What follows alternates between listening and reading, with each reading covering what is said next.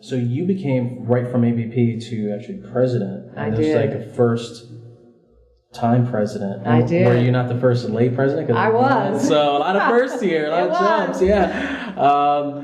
That's what I wanted to spend some time on because I can't even imagine what that's like. Knowing that you're the first lay, there's a lot riding. You're probably inheriting certain things that a lot of colleges, universities across the country are inheriting with financial struggles or just administrative hurdles they have to overcome. You came in at a rough time in higher ed for especially small institutions.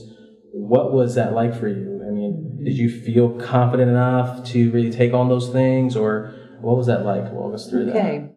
Being the first lay president, I thought was a tremendous privilege and an opportunity, but also carried with it great responsibility because no one was more aware that I was a first-time president than me and that I'm not avowed religious. So when I moved to Caldwell, I brought with me my husband. That was a first, too. There had never been a first spouse, a first gent, as we like to call Tim. And we had a family, although our children are grown and we have grandchildren. So all of that was new for the institution. One of the things that I felt I needed to do right away was to really immerse myself in the culture and the mission of the institution, to really begin to own it in a way that a lay person could. And so fortunately for me, people were very willing, from the sisters, the alums, the students, faculty, and staff, to share really a lot of the tradition that surrounded our Catholic and Dominican institution.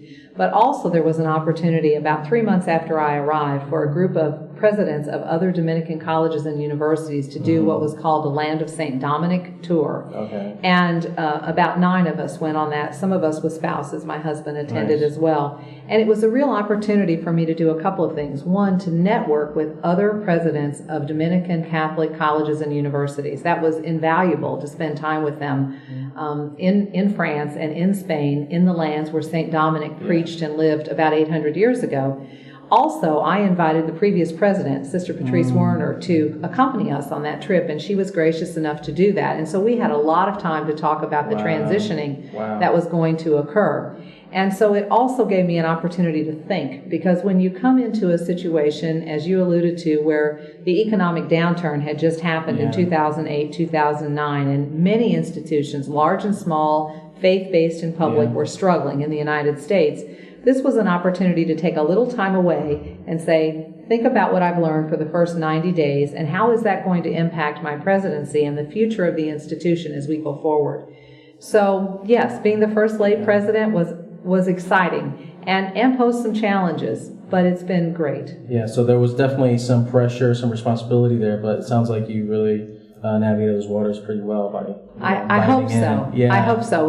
One of the sisters told me that when I gave my inaugural address in early November of that year, she said it was more Dominican than anything I've heard Dominican recently, and I was astounded and pleased, but that was part of the point, because I wanted to immerse myself in that tradition and culture so that people would know that I accepted that was part of the very identity of Caldwell.